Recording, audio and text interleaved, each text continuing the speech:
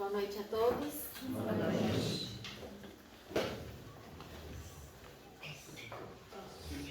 Nós temos 6 perguntas.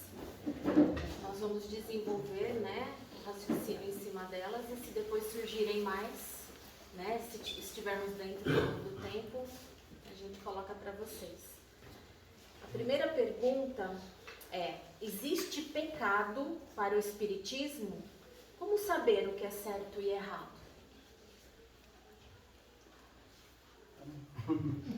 Vamos lá. Pecado, certo ou errado, dentro do espiritismo. Kardec pergunta para os espíritos, sobre a criação. Antes de nós sermos esse corpo humano, nós somos espíritos. Nós fomos criados em espírito de forma simples e ignorante. Isso quer dizer destituído de saber. Olha que bacana. A Terra é um lugar do quê? Expiações e provas. Então, o espírito ignorante, ele está sujeito a passar por provas, ele vai acertar ou vai errar, Então, assim, quando ele acerta, ele corrige, ele progride. Se ele erra e permanece no erro, ele permanece estacionário. São aquelas pessoas que a gente diz assim, fica num círculo vicioso de problema, Pecado, a gente ceder às nossas tendências inferiores, às más paixões terrestres, vamos dizer assim, no campo da sexualidade, no campo do materialismo, no campo da ofensa aos outros. Olha só, nós estamos vivendo experiências um para com os outros, Então, o que eu digo? Nós estamos em erro quando a gente está agredindo uma outra consciência, quando a gente está usando a sexualidade de forma promíscua, como os bens terrenos que a gente está conquistando, está sendo em detrito de outrem. Isso é um erro que traz consequências para o próprio sujeito, porque ninguém agride a consciência alheia sem agredir a si mesmo. Isto está na lei de causa e efeito, das leis divinas, Então Deus, ele criou um mecanismo de aprendizado para todos nós. Causa e efeito, ou seja, plantio e colheita. Através das experiências, a gente aprende pelo amor. E há pessoas que infelizmente vão aprender pela dor. Então é essa concepção espírita sobre erro, aceito ou mesmo pecado. E eu complemento a fala do Paulinho, que uma palavra que nós conhecemos bem no nosso dia a dia, e a gente sabe identificar ela rapidinho, é sofrimento. Então, quando nós sentirmos que estamos sofrendo, é sinal de que estamos fazendo algo que gera esse sofrimento. E é um momento de nós refletirmos de que forma nós participamos desse processo de sofrimento, Porque muitas vezes nós identificamos que o outro nos tratou mal e essa atitude do outro nos faz sofrer. Mas qual é a sua participação? Você se ofendeu. Ele pode ter sido grosseiro, ele pode ter sido mal educado, ele pode ter errado a medida da fala, mas você se permitiu ofender. Então, há situações onde é muito nítido o ponto de partida, De fato, algumas vezes você se diz, mas eu estou quieto no meu canto, eu não provoquei, eu não fui até ele e ele me atingiu. Mas trabalhe diariamente, incessantemente para não ser atingido. O Evangelho é o seu escudo de defesa, À medida que você compreende que você não pode estabelecer essa conexão, você neutraliza a seta que está vindo na sua direção. Então a gente precisa aprender os mecanismos de defesa. Mente sã, oração, coração puro, Sentimentos bons, que quando vier o pior dos pesadelos na sua direção, você pode até entristecer, mas você não entrará em desespero, Porque nós somos, sim, seres humanos que temos sentimentos, nós choramos, nós nos magoamos, mas a gente não pode entrar em desespero, né? A gente tem que compreender.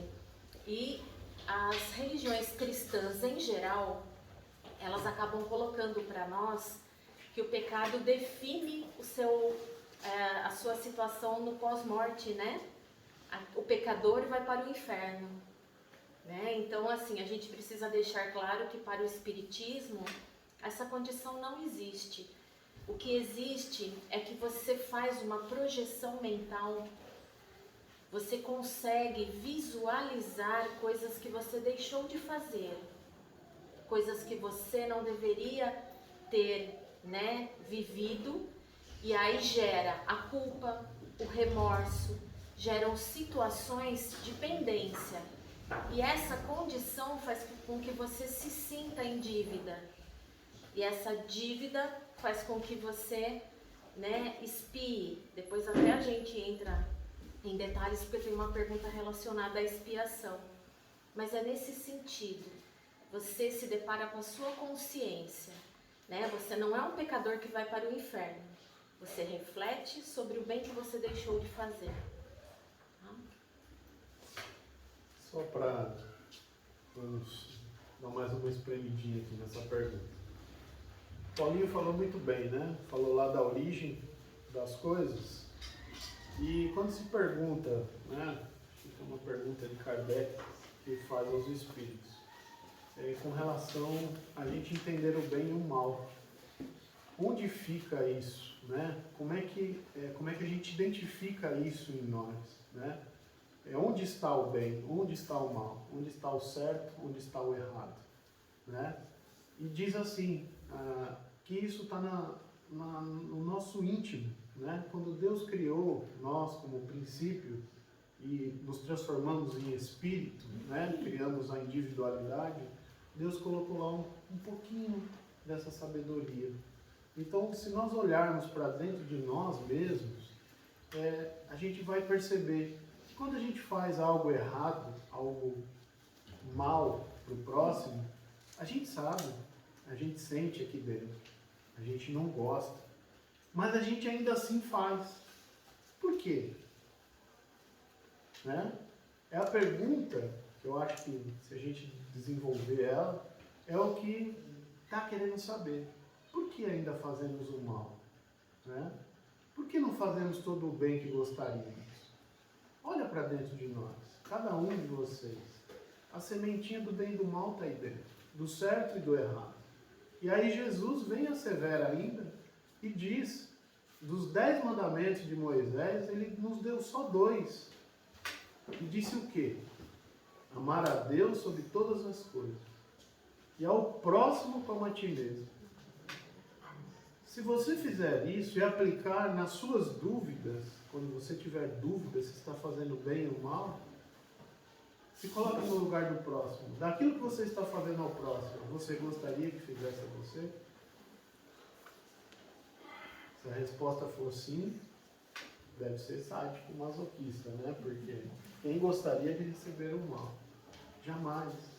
Então isso é a balança, é o equilíbrio para nós sabermos se as nossas atitudes estão sendo condizentes, o certo ou o errado. E muitas vezes a gente quer abrandar a situação que está relacionada ao pecado, porque a palavra pecado foi dada por outra religião para punir, para cortar, para controlar os nossos instintos pelo medo, né? Então você está em pecado. E aí você não falou. Quando você está em pecado, acontece o quê? Deus castiga. É aquele Deus mais duro. É um ensinamento mais antigo, onde os homens eram controlados pelo medo.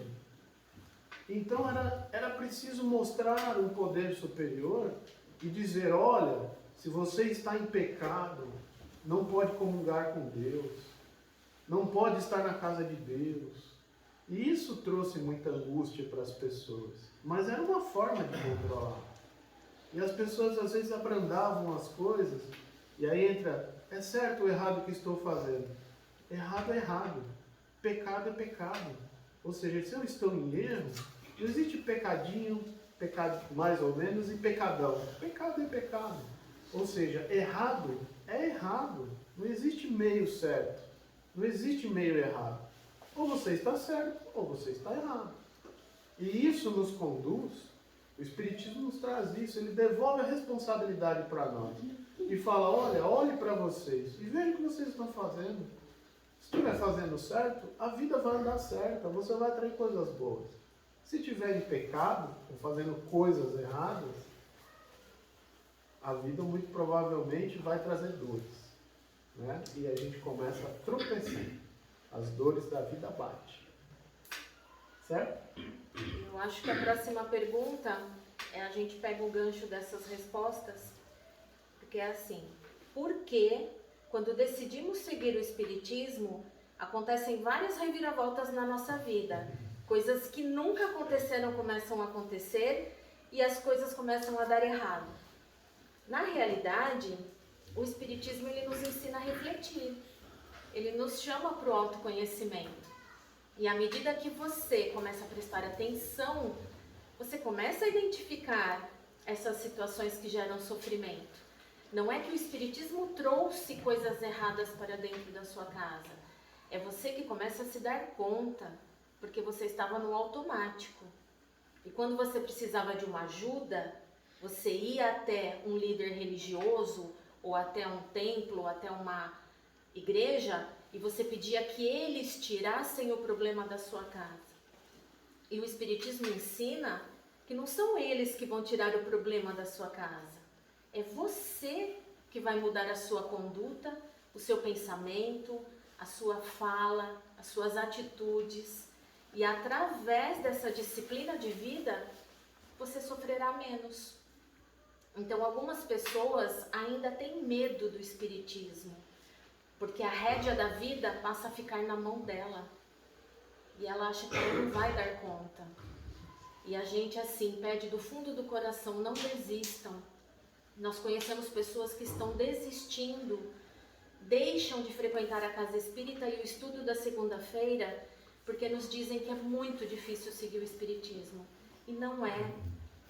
Não é difícil. O que está acontecendo é que a régua com que essa pessoa está medindo a vida dela, ela está muito exigente, né? Quando ela pensa numa reforma íntima, ela não entende que ela vai dar um passo por vez e ela vai carregar o fardo que ela consegue dar conta. Ela se vê tendo que fazer uma transformação gigante hoje. Ela não compreende que essa transformação é gradual ao longo desta vida, e que nós não daremos conta de mudar tudo numa única existência. Por isso que no Espiritismo, um dos princípios é a reencarnação, porque uma única vida é muito pouco.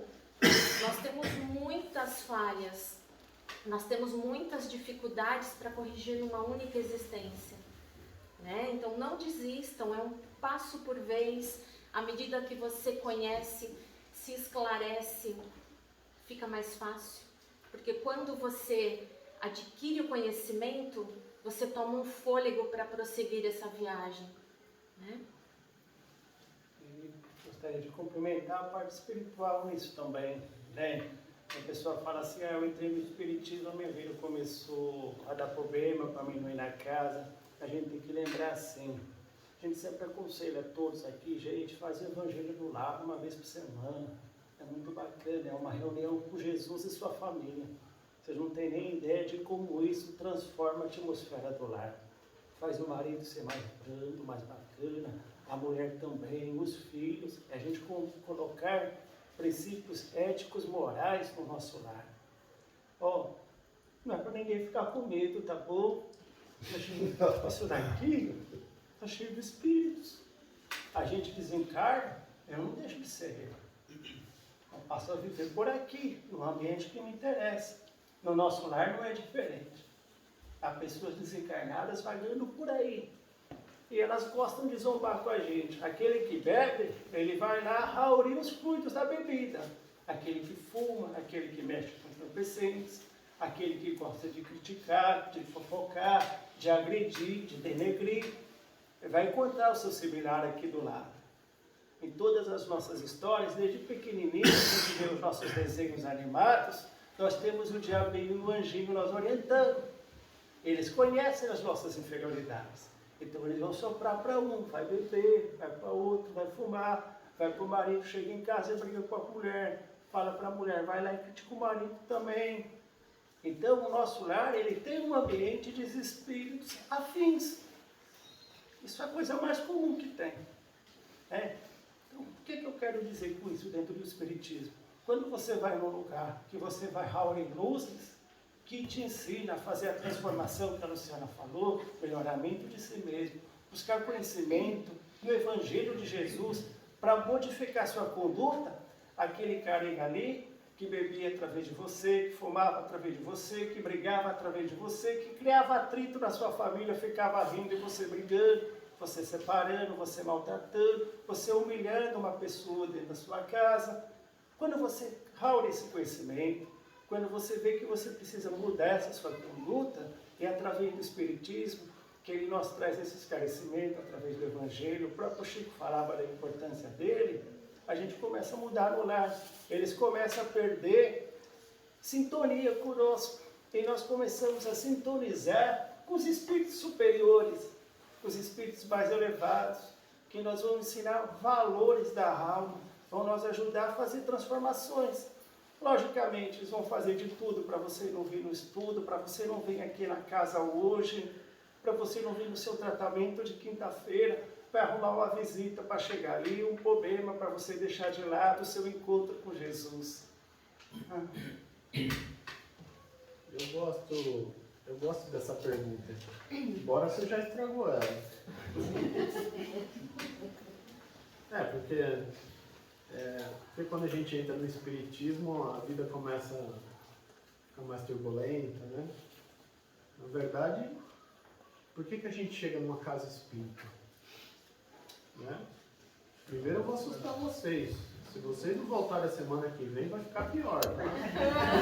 Então, é assim que a gente mantém a casa firme, né? Sempre dando bons conselhos. Então, eu espero vocês na semana que vem. Mas a gente procura a casa espírita, normalmente a gente chega aqui. Quando a gente busca ajuda, Jesus ensinou, a gente busca ajuda pelo amor ou pela dor. Né? Quem chega numa casa espírita, quem chega num templo evangélico, numa igreja, pelo amor? Dificilmente. Né? Se colocarmos 100 pessoas, talvez uma ou duas pessoas chegam lá pelo amor, porque estão com o coração, a vida está boa, a vida financeira está boa, a vida amorosa está boa, a casa está boa, está tudo bom, tá bom, então eu preciso fazer algo, porque fica um vazio, então aquela pessoa está preparada para doar, né? Então ela se dispõe pelo amor. Quem chega aqui pelo outro motivo? Todos nós chegamos aqui por isso, pela dor, porque a coisa está dando errado, a vida está errada, eu estou fazendo as escolhas erradas, como a pergunta anterior. Aí a dor bate dentro do nosso lar, da nossa vida, do nosso estado físico. E aí o que eu faço? Eu vou buscar ajuda. E por que essas dores estão lá? Como o Paulinho falou, pode acontecer sim, por obsessão, pode. Pode ser por obsessão da família, pode. Obsessão do trabalho, pode sim. A gente tem muitos amigos, mas a gente tem muitos inimigos invisíveis. Né? Que às vezes nos querem o mal e a gente está em desvantagem, a gente não vê. A gente não consegue vê-los. Mas através das nossas atitudes equivocadas, somos intuídos a continuar a fazer as coisas, as mesmas coisas, erradas. E aí a vida fica turbulenta. E a gente busca ajuda. Onde? Conheço lá uma casa espírita lá em Juqueí, vamos lá. O Leonardo arranca tudo, tira tudo. Né? E aí você chega aqui com a fé que o homem é milagroso. Né? E lógico, isso vai mexer. Porque se for processo obsessivo ou não, pode ser auto-obsessão. Eu posso estar maluco e estou me autodestruindo, fazendo coisas erradas. Eu estou destruindo a minha própria vida. E eu não percebo isso. Né? E aí a gente chega na casa espírita querendo o quê? Tira de mim esse negócio. Esse negócio é seu, você que criou, filho. Dá o seu jeito. Né? Dá o seu jeito. Mas, aí a casa espírita faz o quê? Orienta. Vai mostrar o que para vocês? O Evangelho. Que é o que a gente faz. A gente estuda, a gente lê toda semana. Porque a vida, já com o Evangelho, já é difícil. Imagina sem o Evangelho. E quando a gente joga a responsabilidade de volta no colo e fala, você precisa fazer as mudanças. Isso mexe com o nosso interior. A nossa reforma íntima. Isso dói, isso machuca. Pô, tem que fazer tudo isso, é difícil. Não, o Evangelho não é para mim, não. Mas não estamos falando para você fazer tudo do Evangelho. Jesus era perfeito, Jesus era um Espírito iluminado. Ele nos ensinou o caminho. Ele não disse que a gente tem que fazer tudo. Agora, mas temos que fazer tudo na nossa evolução. A hora que a gente conseguir projetar isso na nossa vida e vivenciar isso, as coisas melhoram. Só que, a hora que começa a mexer, falar, posso tomar lá 10 caipirinhas? Não vai poder tomar mais. E agora? Não, o Espiritismo não serve para mim. Porque você precisa praticar sua reforma íntima. Você precisa deixar de fazer algumas coisas que não está fazendo bem, não está atraindo coisas boas. Essas mudanças são importantes. E aí, a vida lá fora, você entra em conflito e fala, não posso fazer isso, não posso fazer aquilo, não pode fumar, não pode beber, não pode mais nada. Né? Eu vou viver de quê, então? Né? Muda seus hábitos. E a vida muda. As coisas mudam, a gente atrai coisas boas. E aí, aquele processo obsessivo, o espírito fica tão desesperado, fala, eu vou perder o meu amigo aqui. E aí ele faz de tudo para ficar mais difícil ainda. Não vai lá naquela casa espírita não. Aquilo lá não é legal não, não vai não. Ele só ensina, não, aquilo não é bom não. O amigão fala, ó, lá em casa é tudo coisa ruim, viu? Caramba, toma cuidado. Aí, preconceito, né? Foi isso que fizeram com o Espiritismo. A doutrina plena de amor. Eu falo uma coisa pra gente. Cada vez que a gente adia o melhoramento de nós mesmos, complica mais ainda.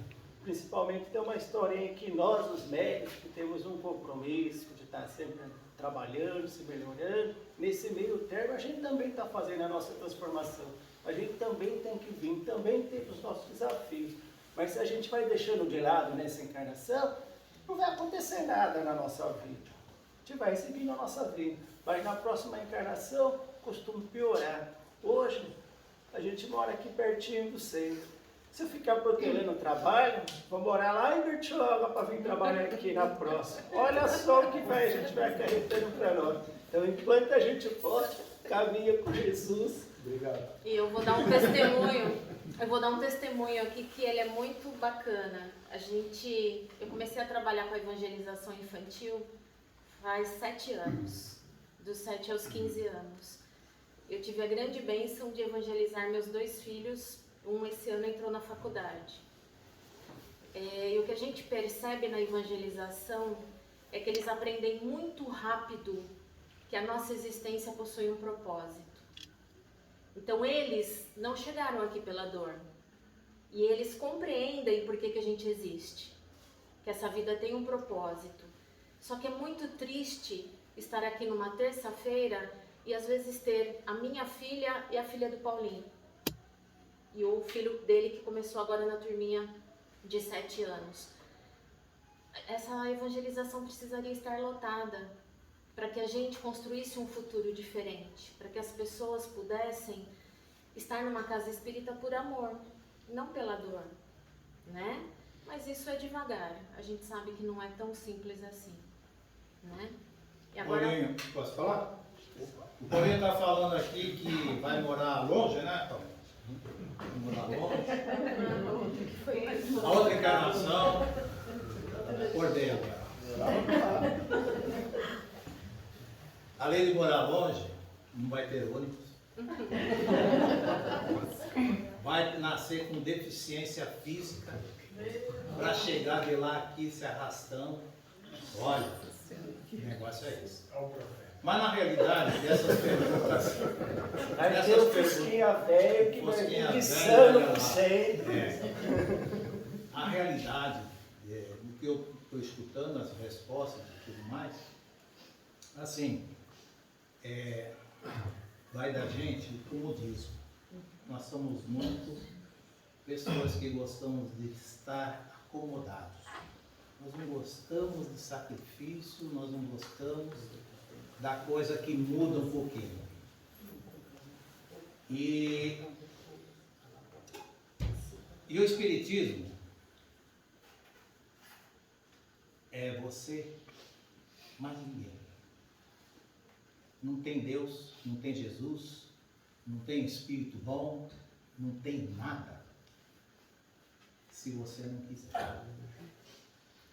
A única pessoa que pode mudar é você.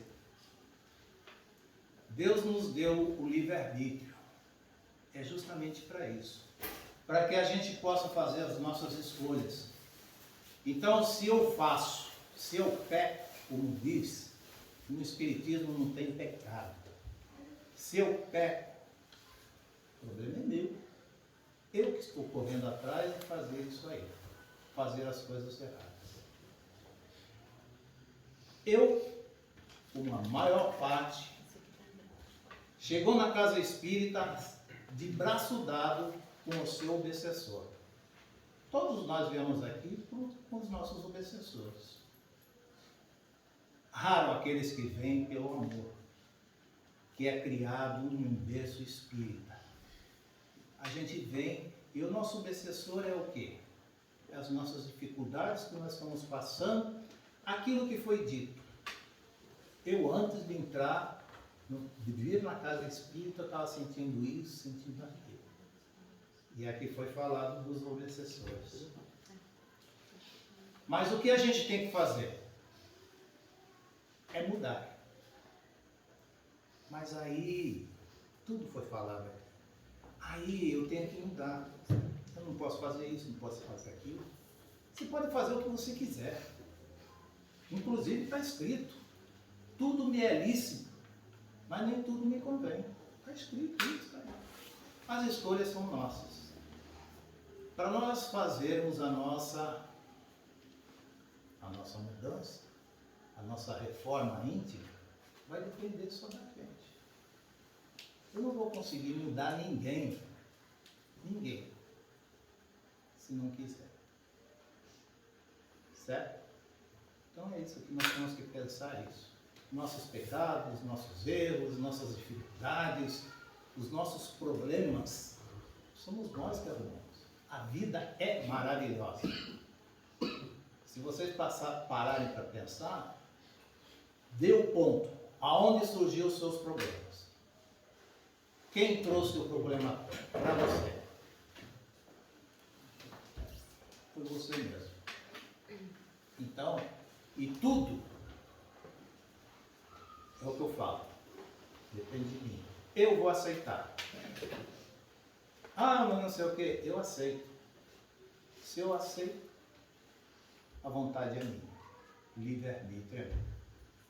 Então, nós temos que pensar nesse sentido. De que tudo que acontece são de nossa livre escolha. Eu permiti. E para a gente fazer a mudança, a gente tem que estudar, vir na terça-feira, aprender um pouquinho, ou então pegar um livro, vai ler, pegar uma palestra no YouTube, está cheio de palestra espírita, tá? Porque aqui na casa espírita você tem que estudar. É diferente de outros lugares, que eu não estou falando mal de religião nenhuma, estou apenas constatando. Vem para cá e traz seus problemas que Jesus resolve. Jesus não resolve o problema de ninguém. Ninguém. Ele vai assim te ajudar. Peça com amor, com carinho, ele vai te ajudar. Mas faça por onde? Ele falou, está escrito. Faça por onde que eu te ajudarei. Mas vai depender só de nós. Nós vamos juntar duas perguntas agora para fazer uma resposta única. Na reencarnação, qual o momento o espírito se junta ao corpo físico? E é possível receber algum tipo de aviso de um espírito que vai reencarnar?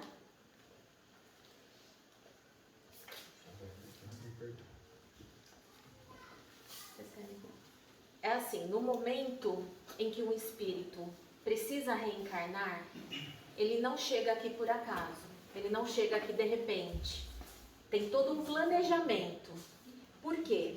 Esse espírito que desencarnou, depois que ele refletiu tudo aquilo que ele deixou de fazer, tudo aquilo que ele fez que não deveria ter feito, ele reflete e pede uma nova oportunidade de reparar, né? De acertar, de amar aquele que ele não amou. E ele pede pelo amor de Deus para nascer novamente. A gente toma como exemplo o planeta Terra. A gente sabe que existem outros orbes, outros planetas. Mas vamos tomar como exemplo o nosso planeta. Sendo autorizada essa reencarnação dele, existe um departamento onde precisa ser feito um planejamento de quem será o casal que vai acolhê-lo. Qual é a finalidade? Qual é o objetivo? Que papel esse casal vai ter na vida dele? É alguém com quem ele conviveu e estabeleceu uma relação de ódio e agora precisa ser uma relação de amor? É um casal que, devido a várias reencarnações, consegue ter a firmeza de ajudá-lo na sua missão, que talvez seja uma missão bem difícil e bem complicada, onde ele não pode falhar novamente. Então, existem seres da criação, benfeitores, que estão mais aptos para decidirem junto com esse espírito o que é melhor para ele. Então não tem uma regra, eu vou nascer filho do meu inimigo. Não, ele pode ter pessoas de boa vontade, com estrutura para ajudá-lo, porque talvez o inimigo seja alguém que ele vai encontrar nesse caminho. Tá? Então tem um planejamento. Feito esse planejamento, o casal que vai acolhê-lo vem na frente. Pode ser uma estrutura que não exista um casal, pode ser uma estrutura de uma mãe que seja mãe solteira, uma estrutura de uma adoção, mas vamos pensar numa casa. Esse casal veio na frente, tem a parte material envolvida, porque ele está saindo de um plano que não é material, e ele está vindo para um plano que é material. Então ele precisa passar por todo o processo material que a gente conhece. O momento da concepção, o óvulo e o espermatozoide, a fecundação. Para que este bebê possa começar esse processo de vida no útero dessa mãe, precisa ter uma forma, precisa ter uma forminha. A gente ainda brinca com as crianças lá na sala da evangelização. Precisa ter um molde. Essa forminha é o perispírito. Então ela vem para acondicionar esse material genético. Esse material que, né, vem do pai, vem da mãe com as características físicas. O espírito que estará ligado a este perispírito e a esse material genético, ele já foi designado lá naquele planejamento, lembra? E ele acompanha essa mãe durante o período de gestação. E ele está ligado pelo cordão fluídico. No momento em que sai do útero, seja por qualquer forma, parto normal ou cesariana, no momento que vê o clarão, é o momento que o espírito se junta a esse bebezinho. Mas ele já estava ligado o tempo todo. É importante lembrar que esse perispírito, no momento da concepção, em que o espermatozoide fecunda o óvulo, o perispírito, por uma força magnética, se liga a esse óvulo, imprimindo suas características e o bebezinho vai se formando, né? Isso. É importante lembrar. O perispírito, ele já acompanhava este espírito. Quando estamos encarnados, hoje, eu, na forma como estou, eu sou 3. Meu corpo físico, meu perispírito e meu espírito. Porque o meu espírito é imaterial. Ele veio de um orbe que não tinha matéria. Ou pelo menos a matéria que a gente conhece, né? Matéria palpável. Uma matéria diferente. Aqui no planeta Terra, este corpo possui um outro tipo de constituição. E um não dá liga com o outro. O que é material não se liga com o que é imaterial. Precisa de um intermediário. Esse intermediário é o perispírito. Hoje eu sou 3. Quando a gente desencarna, a gente fica 2. O espírito e o perispírito. E o corpo decompõe. O corpo fica aqui. Esses 2, quando voltam para o plano espiritual, está gravado nesse perispírito tudo aquilo que o espírito viveu. Coisas boas, coisas ruins, suas pendências, seus débitos, suas conquistas, suas virtudes, seus defeitos. Tudo aquilo que ele adquiriu, ele não perde. Então, a cada reencarnação, ele vai acumulando, ele vai aprimorando e vai se livrando daquilo que é defeito, que é, né, o que precisa ser trabalhado, e vai adquirindo virtudes. Que aqui já entra uma nova pergunta que a gente aproveita para responder também. O processo evolutivo, ele se dá em várias reencarnações justamente por isso. Porque a cada desencarne, quando retorna para o plano espiritual, esse espírito constata que ele precisa aprender mais, que ele precisa fazer mais coisas, que ele ainda precisa desse aprimoramento. Então ele retorna. De novo, a gente vai usar como exemplo o planeta Terra. Mas há de chegar um momento onde esse processo evolutivo aconteça em outros orbes. Porque Deus não parou de criar. Deus continua criando planetas. Se a Terra é só o segundo na escala da criação, porque tem os mundos primitivos, nós somos de prova e expiação, e depois tem outros mais evoluídos que a gente, não pensando na Terra regenerada, tá? Pensando na Terra como prova e expiação. Se um espírito atinge um nível evolutivo, onde ele está melhor, onde ele está evoluído um pouquinho mais do que estava na Terra, ele já não nasce mais aqui na Terra. A ele é permitido nascer num orbe mais evoluído. Então ele já habita outros orbes, e à medida que ele vai se aprimorando, à medida que ele vai melhorando, ele vai habitando outros orbes. Mas o que acontece? Olha a pergunta aqui que foi feita sobre evolução. Qual o fundamento de evoluir? Eu sei que existem vários mundos, mas e depois? E depois do último? Último estágio de evolução espiritual. Quando o espírito já passou por todos os orbes, já passou pelos mundos felizes, e já chegou no seu estágio evolutivo, não sei se a gente pode usar a palavra final, porque a gente ainda compreende tão pouco, né, desse processo, mas quando ele atinge um estágio de evolução, ele tem uma compreensão tão clara da utilidade, né, do quanto você precisa trabalhar pelo próximo, que às vezes, já nem precisando mais reencarnar, ele se propõe a trabalhar em orbes onde os espíritos precisam de ajuda para terem essa evolução impulsionada. Então, esse processo de utilidade para eles trabalharão sempre pelo próximo. Olha só que interessante, a gente tem um exemplo disso, de um espírito mais perfeito, que foi nós apresentado. Jesus, vocês acham que Jesus já foi criado perfeito? Quem acha que Jesus foi criado perfeito? Quem acha que Jesus foi criado simples e ignorante? Pois é, Jesus foi criado simples e ignorante. Deus não deu privilégio para ninguém. Anjos não são criados perfeitos e anjos. Eles são criados simples e ignorantes. Fazem o mesmo caminho de progresso que nós estamos a caminho fazendo.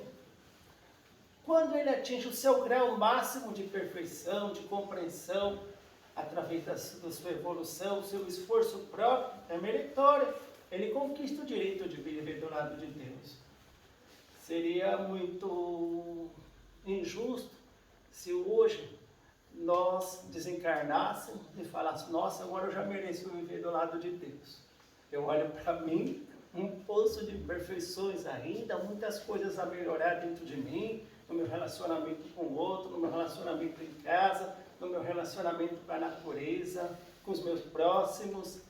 Então eu não me vejo nesse direito. Só que quando eu vejo que a gente tem um processo, que nem a Luciana comentou aqui, Jesus falava: há muitas moradas na casa do meu Pai. São os vários mundos, escolas que a gente vai passar. Primeiro, segundo, terceiro, quarta série, quinta série, até a gente se formar na faculdade, como Jesus fez. E quando Jesus chegou no grau máximo, o que ele fez? Recebeu o papel de co-criador junto a Deus. Nós fomos feitos à imagem e semelhança de Deus. A primeira pergunta lá que Kardec faz: o que é o Espírito? Princípio inteligente do universo. Quem é Deus? Inteligência suprema. Em inteligência nós somos semelhantes a Deus. Deus nos deu os seus atributos. E Jesus hoje é considerado o verbo criador, executor da terra. Com o poder divino lhe concedido através da sua perfeição, ele é o nosso governador planetário. Os outros orbes também há outros governadores planetários, espíritos que já atingiram seu grau máximo de perfeição. E Jesus ainda deixa uma coisa em branco. Ele diz assim, ó: o que faço também pode fazer e muito mais. Olha que interessante. Então há mais coisas que não nos é permitido saber. E nós sabemos hoje que a ciência, estudando o universo, ela sabe que ele está expandindo a bilhões de galáxias, com bilhões de planetas, que ainda não nos é dado, diante da nossa pequenez no universo, saber mais. A gente vai poder saber isso quando a gente começar a passar de ano, passar do terceiro para o quarto, ou seja, de um mundo para outro através do nosso aprimoramento moral. Aí nós será concedido saber um pouquinho mais. A pergunta. Deixa eu fazer só contar uma historinha para ilustrar que a Luciana e o Paulinho falaram. A gente segue, né, todos esses ensinamentos, todos esses caminhos. E o que fazer? A gente ainda pode escolher, né? Tem uma história de um espírito que é mentor da nossa casa, inclusive, né? Pelo menos é convidado todas as vezes que nós iniciamos o trabalho. Com certeza ele se faz presente. É um espírito que já passou por todos esses graus e já evoluiu o suficiente. Jesus já convidou ele a trabalhar nas esferas superiores. E olha que legal, um espírito que disse: sim, tenho condições, muito obrigado pelo convite, mas ainda tenho muitos irmãos na Terra de que necessitam da minha ajuda e eu posso fazer. E aí ele ficou. Doutor Bezerra. Ali a foto daquele senhor simpático, barbudo, que já atingiu seu grau evolutivo. Não, Leonardo não. Nem o Paulinho. Tem que repartir, tem que dividir. Desculpa, doutora. Você entende aqui que a gente...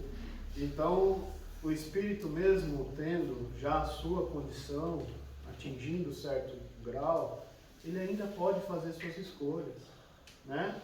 O doutor Eurípides, tio Eurípides, né, já foi falado pela palestra, inclusive já com planejamento de reencarnar, ele volta à Terra para continuar o progresso de evolução, para nos ajudar. Para nos ajudar. Então, espíritos bons, quando a gente começa a ter essa bondade, quando a gente começa a enxergar a utilidade que nós temos para o próximo, porque por enquanto nós olhamos e a utilidade é para nós. Nós precisamos fazer o nosso processo, que é muito difícil, sim. Ninguém falou que você ir para a casa espírita, nós vamos dar o evangelho, olha, quando você cumprir isso aqui está resolvido. Você fala, não dá, gente. Porque nós ainda temos... Paulinho falou que ele é um caminhão de imperfeições. Foi ele que disse. Não foi? Então, foi ele que disse. Eu sou uma betoneira pequenininha ainda. Estou ainda fazendo aí as minhas... tentando fazer o nosso progresso. Então, assim, cada um no seu tempo. Não violentem o espírito. Olhem as suas limitações. Trace um planejamento de 10 coisas que você pode fazer durante essa vida, mas faça uma primeiro. Conclua ela. Concluiu? Vá para a segunda. Porque senão a gente não dá conta. É muita coisa ao mesmo tempo. E o espírito fica desesperado e não vai dar tempo de fazer. Tá? É possível receber algum tipo de aviso de um espírito que vai reencarnar? Na realidade, a espiritualidade trabalha com o propósito. Qual seria esse propósito? Se é só pela curiosidade, não. Tanto é que quando nós nascemos, nós temos a bênção do esquecimento. Existe um propósito de nós não sabermos quem nós estamos recebendo na nossa casa, que é justamente para que a gente possa amá-lo incondicionalmente, independente de quem ele tenha sido. A gente tem que aprender o amor aqui, vivendo o agora. Se houver algum propósito muito importante, muito necessário, essa informação chegará nas suas mãos, por qualquer via que seja, mas não busque por ela. Não fique frustrado se ela não chegar. E às vezes é natural também, Luciana, por exemplo, uma pessoa, a gente tem no livro do Emmanuel, ele nos conta um processo de uns pais, de um espírito que ia reencarnar. E foi feito aquele planejamento, não estava antes na encarnação dele. Então, assim, eles trouxeram os pais no processo do sono, levaram os pais até o plano espiritual para mostrar aquele espírito que precisava de reencarnar, numa reencarnação com aqueles pais, né? E se eles aceitariam, né? Então, olha também como tem essa parte espontânea, sem ninguém pedir nem nada. Os mentores daquele casal levaram ele até o plano, apresentaram os espíritos que precisavam encarnar. Ela lembrou, quando ela acordou do sono, que ela foi levada num lugar, foi conhecida uma criança que ia encarnar junto na família. Então, existe esse processo espontâneo. E eu sempre narrei aqui no estudo, no nosso estudo na casa, que o meu segundo filho, Davi, eu sonhei com ele. Eu tive um sonho e eu vi uma criança pequena, de 7 anos, eu vi uma luz no rosto e muito cabelo. E no momento eu escutei uma coisa dentro de mim, eu estava dormindo, escutei uma coisa assim: pai, está na hora de eu nascer. Eu acordei, dei um pulo, olhei, estava dormindo, não conseguia mexer, olhei para a janela de novo, não vi. Contei essa história para minha esposa, né? Que era um menino, que ele falou que estava na hora de nascer. 7 dias depois, minha esposa fez o teste de gravidez. Aí realmente veio, e eu falava de todo mundo da minha família contrária: não vai ser menino igual a Graça. Aí ela vai dar o nome, minha esposa falou: não, vai ser menino. Eu vi o cabelinho dele, vi tudo. Então, assim, às vezes nós proporciona isso, porque às vezes a gente tem ligações de almas que Jesus nunca vai romper, né? Tudo que é do amor está ligado eternamente. Posso? Tem mais Tem um? uma última. Passa só. O que significa sonhar com pessoas próximas que já está desencarnada? Sonho constantemente.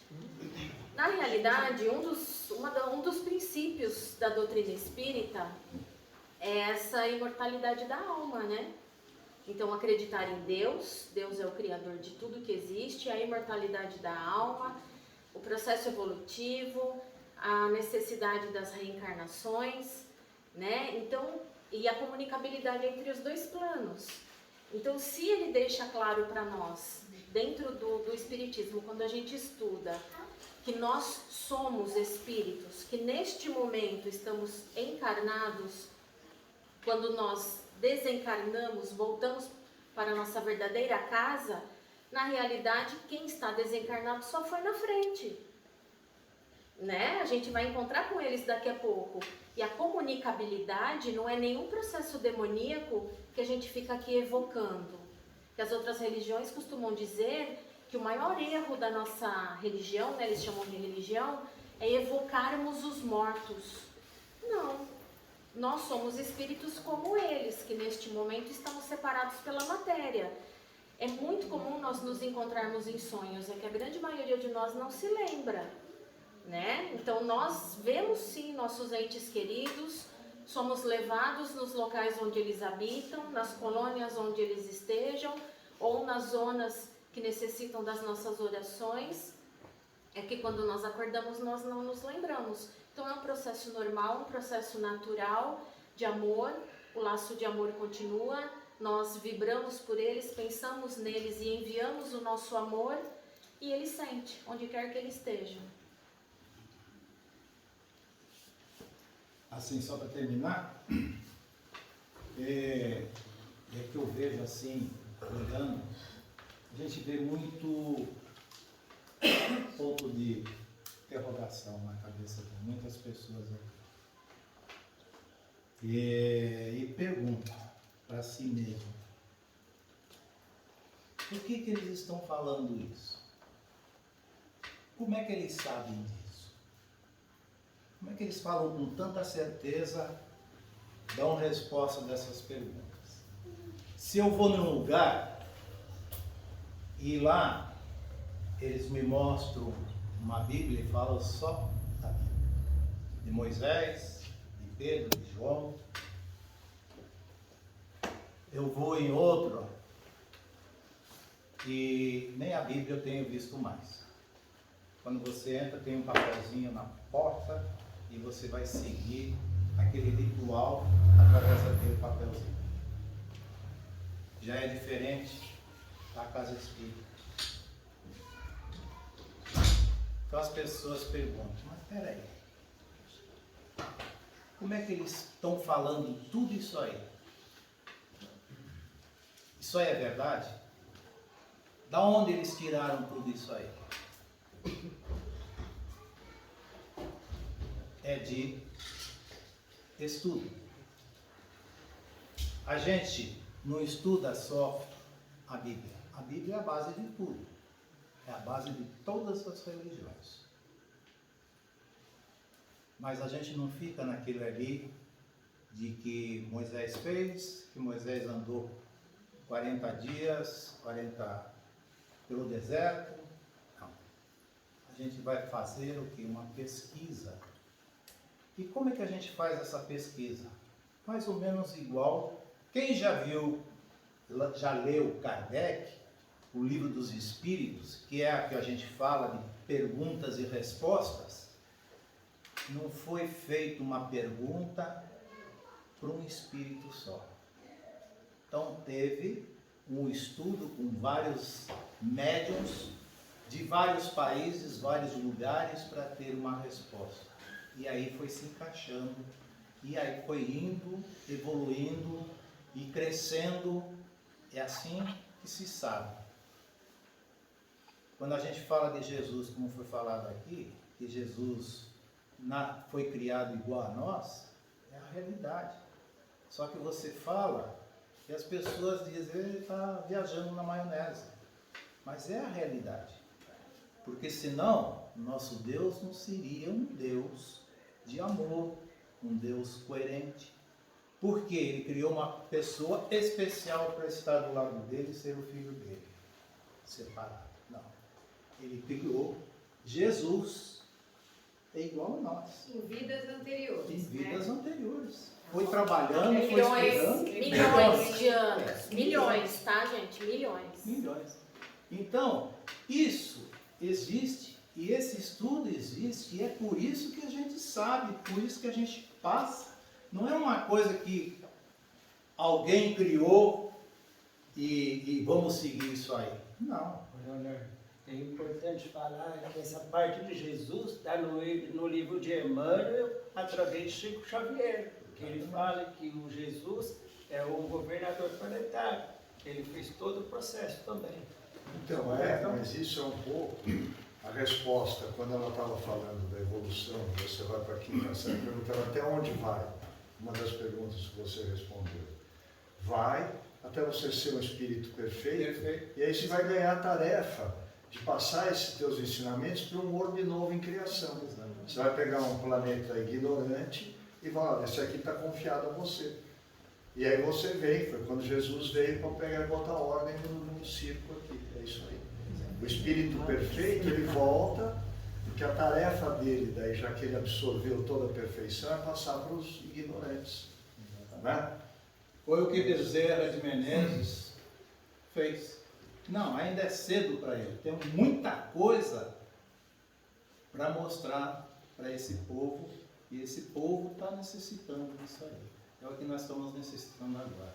De conhecimento, mais conhecimento, de a gente procurar ler os livros certos, ver as coisas como são, na realidade. Ninguém está falando besteira, ninguém está aqui viajando na maionese, como se fala na gíria aí fora. Não. Aqui existe, tudo que for falado, existe um estudo por trás de tudo isso aí. Tá? Então é isso aí, ó. Me permite só, antes de fazer o encerramento, essa última pergunta aqui está martelando meu juízo. E eu queria responder para essa pessoa. Por favor. Pode ser? Martela aí. Eu perco o cliente, mas não perco a instrução. Que fala de saudade, né? Fala de sonho, né? De sonhar demais com essa pessoa. Eu estou aqui e vários pensamentos vêm à mente, né? E teria várias situações, teria que entender o porquê e tal. Mas tem duas coisas, né? Eu vou responder até como se chama isso, tá? Com relação a essa pergunta. A gente sonha demais,